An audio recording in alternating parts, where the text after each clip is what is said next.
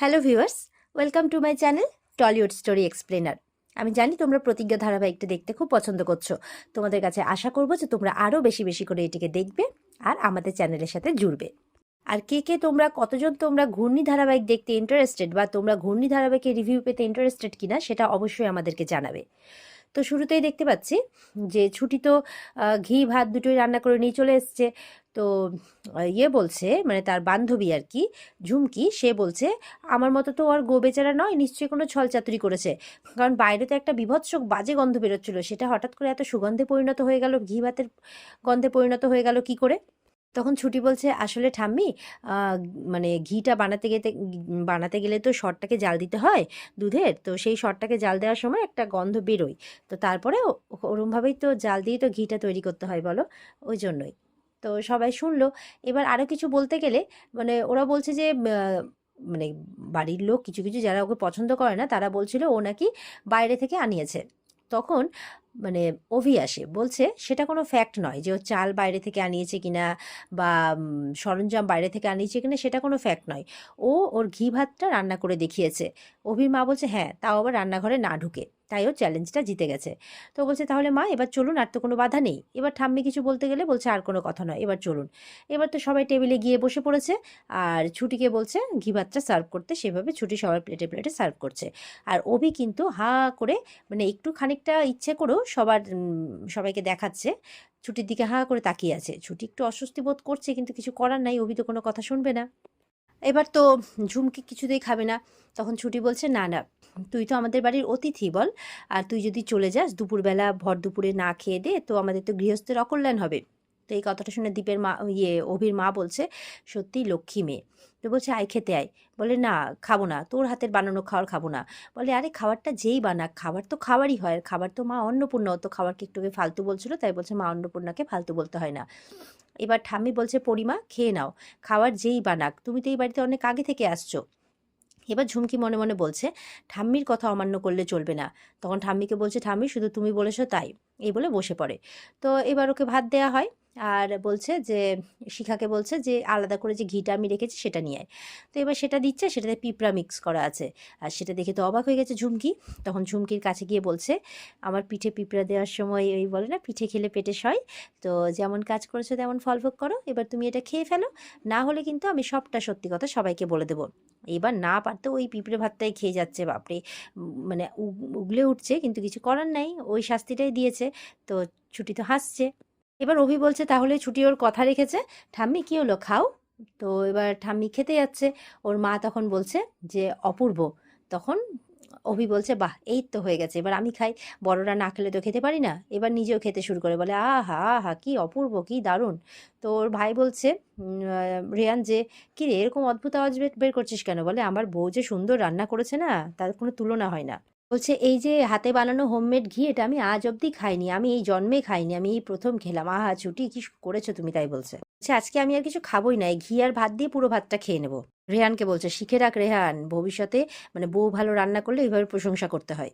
ওর মা বলছে আরো অনেক কিছু আছে, দাঁড়া নিয়ে আসছি। বলে না না, আজকে আমি শুধু এই ঘি আর ভাত, দাঁড়াও। এই বলে আবার হাঁড়িটা নিয়ে আসে, ও মাটির হাঁড়িতে রান্না করেছে, দিয়ে বলছে আমি শুধু এটাই খাবো। যে খাচ্ছে না সে যে কি মিস করছে। বলছে নিজে সার্ভ করতে গিয়ে বলছে না না, বউ থাকতে আমি কেন সার্ভ করবো। বলে ওগো একটু ভাতটা সার্ভ করে দাও না, তাই বলছে। আর ও এরকম করছে বলে ছুটি তো আবার একটা বিরক্তি বোধ করছে। তো অভি তো আবার বিশাল প্রশংসা করতে শুরু করেছে, আর বাড়ির বড়রা আবারও একটা মানে বোধ করছে, লজ্জা বোধ করছে যে ছেলে এরকম করছে আদিক্ষেতা। তো এবার বলছে ঝুমকি সেই তো এমন খাচ্ছ যেন মনে হচ্ছে মাটন বিরিয়ানি। ছুটি তো মনে মনে বলছে উকিল স্যারকে কতবার বলেছি অতিরিক্ত বউ পাগলামিটা না করতে, কিছুতেই কথা শোনে না। তো ঈশা বলছে কি রে ভাই, তুই তো সবসময় একটা লিমিটেড কার্বস খেতিস, তো এখন কি এটা আনলিমিটেড হয়ে যাচ্ছে। তখন ঝুমকি বলছে আরে কিছু না, এই ছুটিটা না হাত করেছে, আমরা যখন আশ্রয় বাড়িতে থাকতাম তখন এই ছুটি না ওখানেও এইভাবে সবাইকে হাত করে রাখতো। তো ঠাম্মি উঠে পড়েছে। ছুটি বলছে কি হলো, ঠাম্মি উঠে পড়লেন কেন। তো বলছে তুমি আমার ছেলেকে মানে তুমি আমার ইয়েকে বশ করেছো, অভির কথা বলছে। আর বলছে এসব ছেলে খেলা হচ্ছে। অভি বলছে ভালোবাসলে এরকম হয়। বলে ছেলে খেলা তো, বিয়েটাও ছেলে পুতুল খেলা হয়েছে, এই নিয়ম কারণ সব ছেলে খেলা হচ্ছে, অভির মাকে বলছে। আমি বলছে এই যে চুড়িদার পরে আছে, সালোয়ার কামিজ, তো এটা পরে ফুলসজ্জাও হয়ে যাবে তাই না, এরকম ভাবে এই দিনে যে একটা শাড়ি পরতে হয় সেটাও জানে না। তো এবার ইয়ে বলছে, ঝুমকি বলছে আর কি, আরে ও তো পরিবারের মান সম্মান নিয়ে খেলছে, ওর কোনো চিন্তা আছে নাকি? তখন অভি চিৎকার করে, এনাফ, আমার পরিবারের মান সম্মানের কথা আপনার না ভাবলেও চলবে, আমরা বুঝে নেব সেটা। এবার অভিমন্যু চলে যাচ্ছে, তখন ওর মানে ছুটি বলছে, আমার শাড়ি নেই, মানে সবাই বলছে তো পরেনি কেন পরেনি কেন, তাই বলছে। তখন তো অবাক হয়ে যাই, মানে যাই হোক, তখন অভির মা উঠে দাঁড়ায়, আরে আমার ভুল আমার ভুল, মা এটা আমার ভুল, আমারই উচিত ছিল একটা শাড়ি ওকে জোগাড় করে দেওয়া, ঠিক আছে আমি এক্ষুনি নিয়ে আসছি। অভি বলছে, না, she is my wife, she is my responsibility, ওর শাড়ি নেওয়া, শাড়ি নিয়ে এত ঝামেলা, তো মেয়েটা সারাদিন রোদে পুড়ে এত কিছু করলো, তাও কোনো ওর কেউ প্রশংসা করলে না, উল্টে ক্রিটিসাইজ করছো, তো আমি ওকে শাড়ি কিনতে নিয়ে যাচ্ছি, শাড়ি কিনে তারপরেই ফিরবো। এবার এই বলে ওকে নিয়ে চলে যায়। দিয়ে এবার ড্রেস পোশাক বদলে গাড়ির কাছে গেছে, মেয়ে তো কিছুতেই যাবে না, আপনার কিন্তু স্বামীসুলভ আচরণ হয়ে যাচ্ছে। বলে, শুনুন, স্বামীসুলভ আচরণ আর একটা হিউম্যানিটির মধ্যে না, হিউম্যানিটির মধ্যে মানে ইয়ে আছে, পার্থক্য আছে, আমি এইরকম ভাবে ইয়ে হতে পারবো না, আপনি বসুন। তো ও তো কিছুতেই বসবে না। এবার বসবে না যখন, ঠিক আছে আমার কিছু করণীয় নেই, তখন কোলে তুলে গাড়িতে বসাচ্ছে। আর সেটা দেখে ফেলে ঝুমকি, বলছে, কোলে তুলে গাড়িতে বসানো হচ্ছে দেখছি।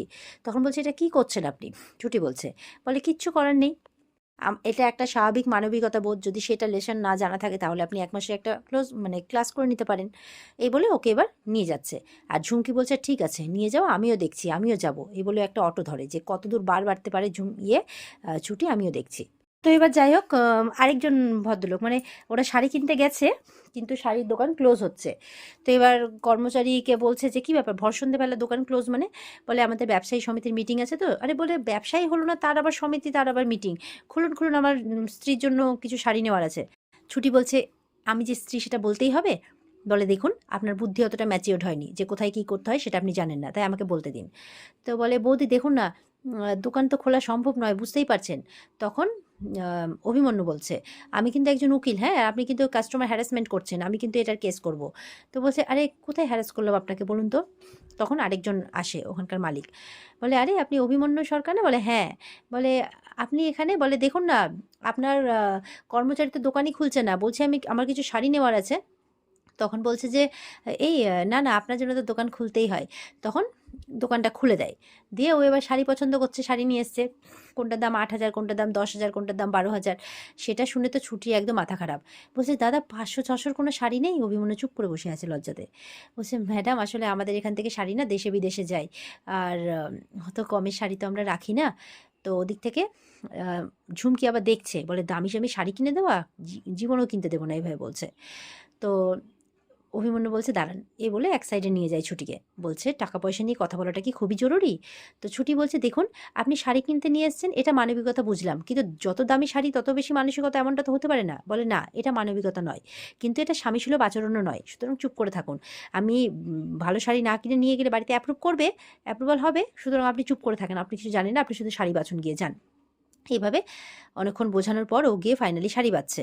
আর আরেকটা জায়গায় এবার অভিমন্যু নিজে থেকে শাড়ি বাছছে। বলছে, এই পিঙ্ক কালারের একটা শাড়ি দেখেছে।